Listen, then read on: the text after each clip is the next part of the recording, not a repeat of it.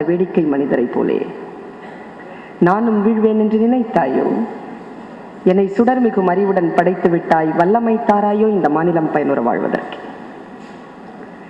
நான் நிரம்ப மரியாதை செய்யும் பெருந்தகை சாகித்ய அகாடமி விருதை வென்று இந்த உலகத்தை தன் பக்கம் திரும்பி பார்க்க வைத்த எழுத்தாளர் சான்றோர் சா கந்தசாமி அவர்களே, நின்ற சொல்லினர் நீடு தோன்று இனியர் என்ற சங்க பாடலுக்கு ஏற்றது போல் தன் தோற்றத்தாலும் சிந்தனையாலும் உயர்ந்து நிற்கக்கூடிய அருமை நண்பர் பாரதி கிருஷ்ணகுமார் அவர்களே, நான் பார்த்து பார்த்து படித்து படித்து வியக்கக்கூடிய கவிதைகளுக்கு சொந்தக்காரர் நெல்லை ஜெயந்தா அவர்களே, அருமை நண்பர் தமிழ்ச்செல்வன் அவர்களே, கார்த்திகேயன் அவர்களே, பெரியோர்களே, எப்பொழுது விழா முடியும் என்று ஏக்கமாக உட்கார்ந்து கொண்டிருக்கக்கூடிய என் உயிரினும் மேலான மாணவ கண்மணிகளே, உங்கள் அத்துணை பேரையும் இந்த நல்ல நேரத்தில் வணங்கி மகிழ்கிறேன். இந்த உலகத்திலேயே எதுக்கு ரொம்ப பயப்படுறோம் அப்படின்னு சொல்லி சில கேள்விகள் கேட்டாங்க. 3 பதில்கள் ரொம்ப காத்திரமா வந்தது. எதுக்கு ஒருத்தர் ரொம்ப பயப்படுறாங்க? 60 பேர் பயப்படுறது பாம்புக்கு 100ல, 80 பேர் பயந்தது பேய்க்கு, 98 பேர் பயந்தது வீட்டுல மனைவிக்கு, 2 பேர் ஆன்சர் கொடுக்கல, ஏன்னா நாட் அப்ளிகபிள். ஆனா 100க்கு 100 பேரும் பயந்தது மேடையில பேசுறதுக்கு. மேடையில பேசணும்னா ரொம்ப பயமா இருக்கும். உங்களுக்கு தெரியாதுல்ல அது எவ்வளவு பயமா இருக்கும்னு. கால் கையெல்லாம் ஒதுரும். அதனால்தான் இந்த போடியம். எங்களுக்கு கால் ஒதுறது தெரியக்கூடாதுங்கிறதுனால ரொம்ப பயமா இருக்கும். ஆனா நான் யோசிச்சு பார்க்கிறேன், உண்மையிலேயே பயமா இருக்கிறது எது? பேசுறதா? நான் கிடையவே கிடையாது. ரொம்ப கஷ்டம் இந்த உலகத்திலேயே எது அப்படின்னு கேட்டா, ரொம்ப ஈஸியானது எதுன்னு கேட்டா, ரொம்ப ஈஸியானது பேசுறது, ரொம்ப கஷ்டமானது கேட்கறது. கேட்கிற மாதிரி எவ்வளவு பாதிக்கப்பட்டிருப்பாங்க.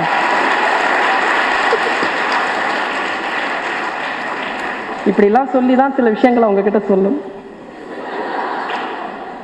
உங்களை கேட்க வைப்பதற்கான தூண்டில் இதெல்லாம்.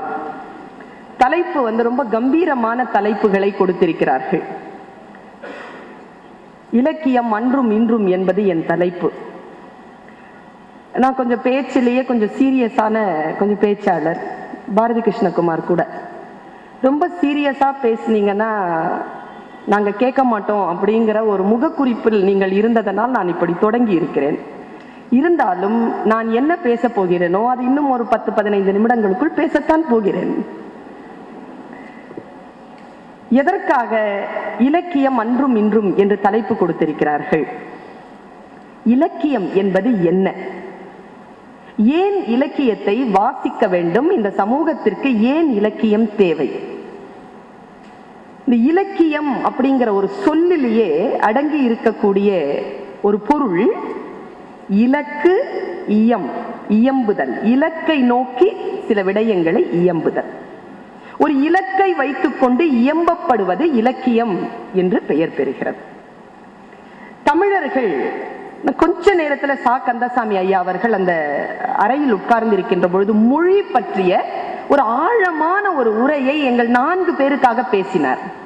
என் மனதிலே திடீரென்று ஓட்டம் வந்து கொண்டே இருந்தது. இதை ஆவணப்படுத்த வேண்டுமே, இவர் பேசுவதை உடனே ஆவணப்படுத்த வேண்டுமே என்று என் மனம் அடித்துக் கொண்டது.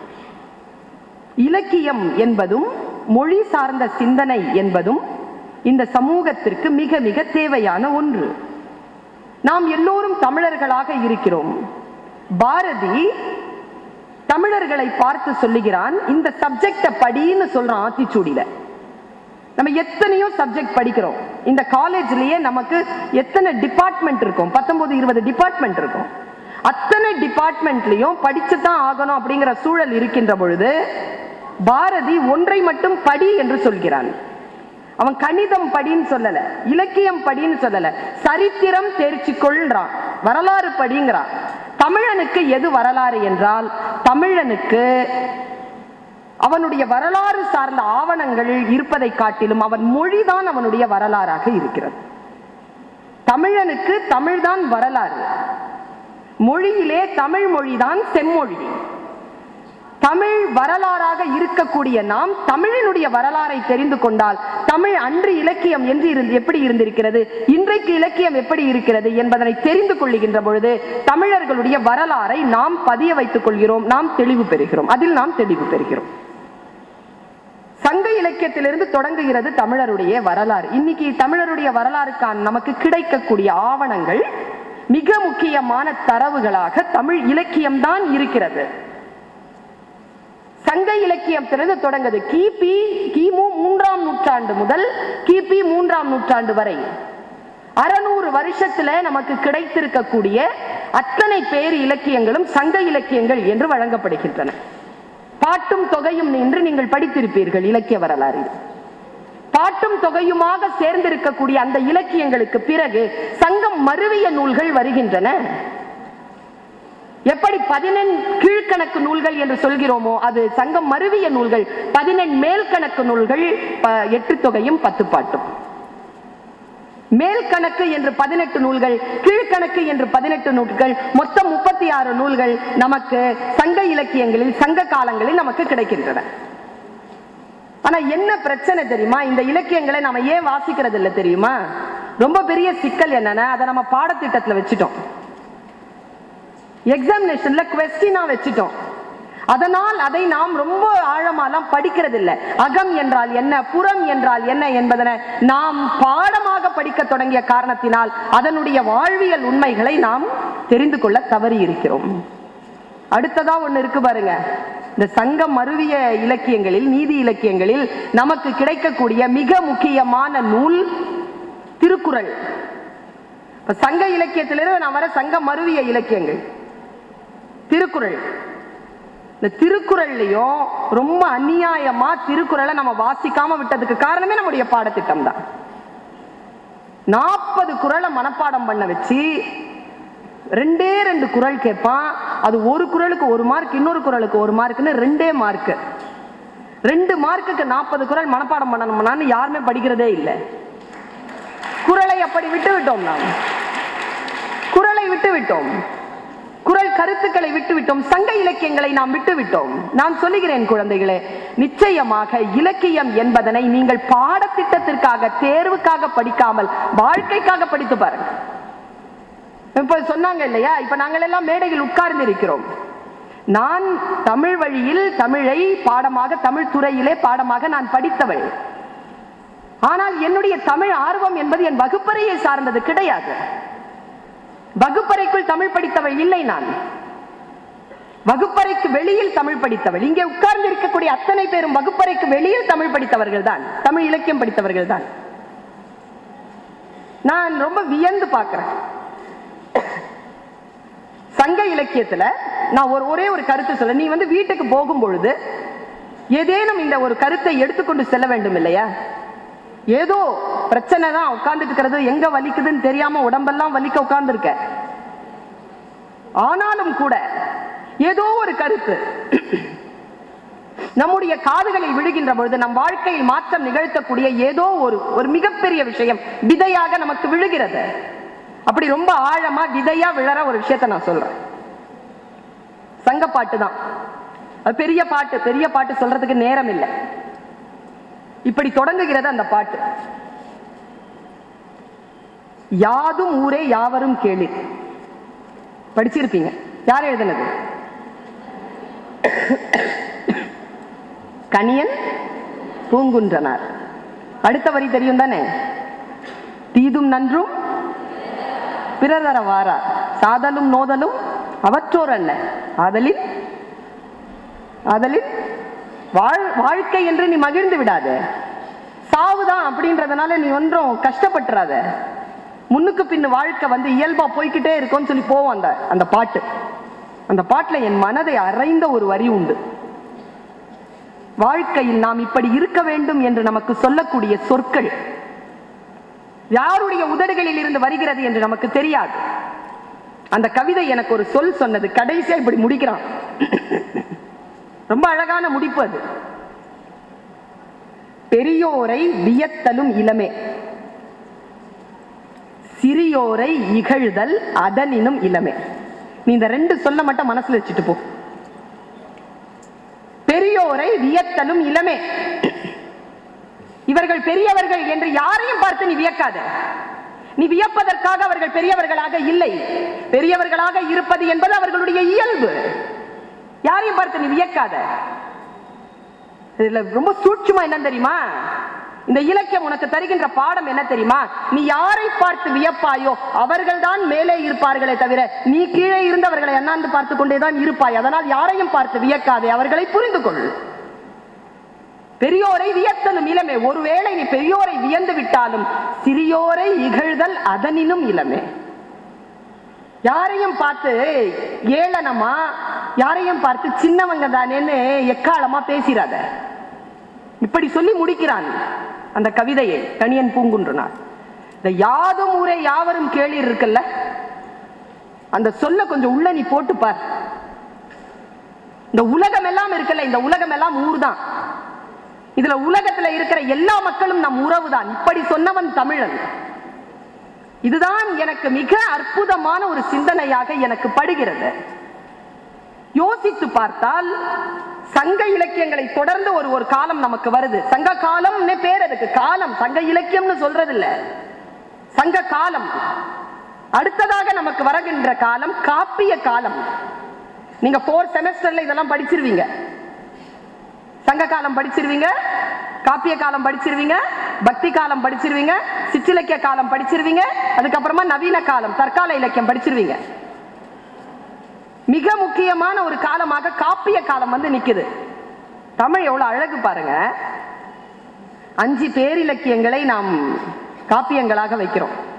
அந்த 5 பேர் இலக்கியங்களுடைய பெயர்கள் பெண்களினுடைய ஆபரணங்கள். முதல்ல கால்ல இருந்து ஆரம்பிக்கிறான் பாருங்க. பாதாதி கேசம், கேசாதி பாதம் இல்லை, பாதாதி கேசம். கால்ல போடுற சிலம்பு, அடுத்து இடுப்புல போடுற மணிமேகலை, அடுத்து வளையாபதி, கையில குண்டலகேசி, காதல சீவக சிந்தாமணி, தலையில 5 பேரிலக்கியங்கள். இதுல நான் வியந்து வியந்து பார்க்கிறேன். உரையிடையிட்ட பாட்டுடை செய்யுள் சிலம்பு. ரொம்ப வியக்கிறம் பிள்ளைகளா. இலக்கியம் அன்றைக்கு எப்படி இருந்திருக்கிறது நம் கையில. நாம் எவ்வளவு செழுமையான ஒரு சமூகத்தை சார்ந்தவர்களாக இருக்கிறோம். தமிழ் பேசுவதற்காக கூச்சப்படுகிறோமே இன்றைக்கு. ஆங்கிலம் தெரியவில்லை என்பதற்காக அவமானப்படுகிறோமே தவிர தமிழ் பேச வரவில்லை என்பதற்காக பெருமைப்படுகின்ற சூழல் இல்லையா இருக்கிறது? கொஞ்சம் நினைச்சு பார்த்தா சிலப்பதிகாரம் என்ன அற்புதமான ஒரு பேர் இலக்கியம் அது. நான் சவால் விடுறேன்.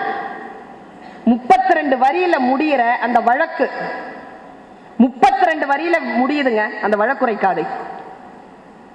ஒரு பொண்ணு தன்னுடைய விஷயத்தை முன்னால வைக்கிறதுக்காக அவன் வந்து நிக்கிறதோ என்ன வார்த்தை சுருக்கம், எவ்வளவு பெரிய இன்ட்ரோடக்ஷன் அது. இப்படி சொல்ற அந்த இன்ட்ரோடக்ஷனை அவ எப்படி பேசுறாங்கிறத நீங்க இந்த கோனாறு நாடாறு செட்டியார் எல்லாம் வச்சு படிக்காதீங்க. டைரக்டா மூலத்தை படிச்சு பாருங்க. 4 வாட்டி படிங்க, 5வது வாட்டி புரியும். அதான் தமிழ். இந்த பக்கத்துல யாரோ ஒரு இரவலை வாங்கி கொண்டு அந்த உரைகளை படிக்காது, படித்து படித்து பாருங்க. நான் ரொம்ப வியந்து பாக்குறேன் அந்த பொண்ணை. ஒரு மன்னன் கிட்ட வந்து நின்று இப்படி பேசினா பாருங்க. முதல் வார்த்தை என்ன சொன்னா சொல்லுங்க?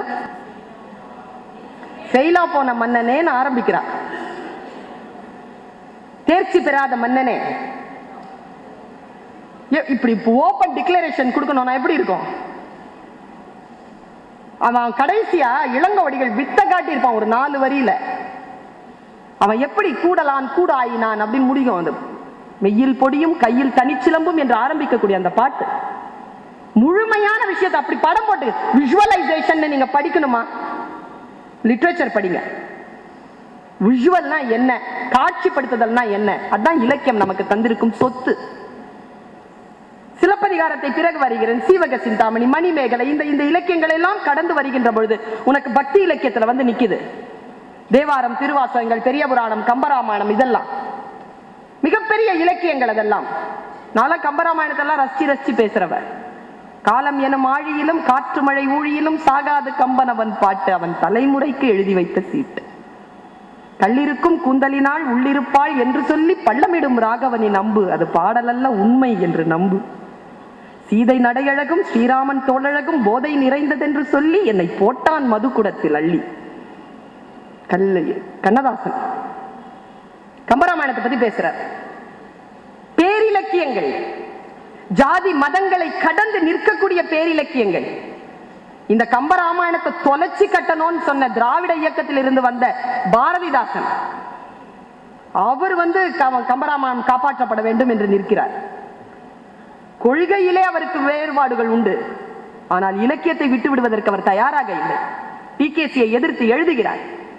அப்படி பாதுகாக்கப்பட்ட இலக்கியங்கள். அதற்கு பிறகு சிற்றிலக்கியங்கள் நீங்க நிறைய படிப்பீங்க. பள்ளு, உலா, குறவஞ்சி, இதெல்லாம் அடுத்ததாக வந்த சிற்றிலக்கியங்கள், ஜானர்ஸ், வகைமைகள். அதை கடந்து வருகிறோம் நாம்.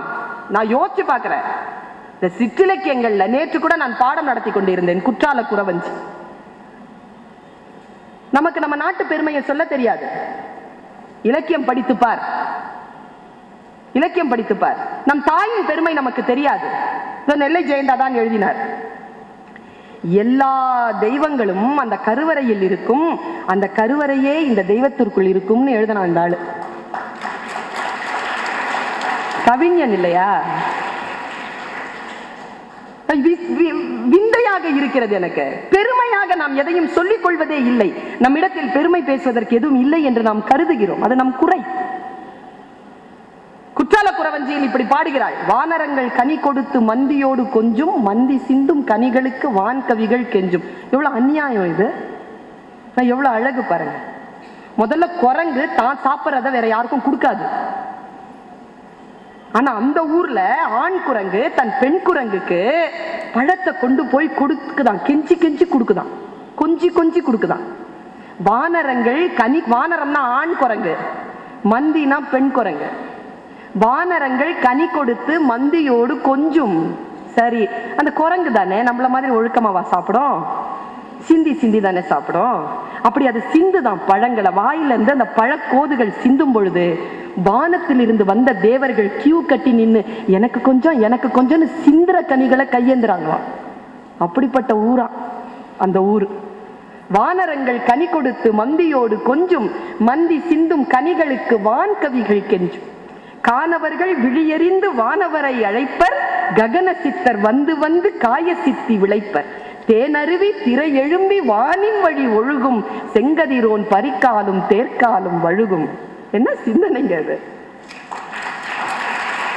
அப்படியே தண்ணி இருக்குல்ல, தண்ணி மேல இப்படி கீழே விழுதல்ல, விழற தண்ணி தெரிச்சு வானத்துக்கு போகுதான்.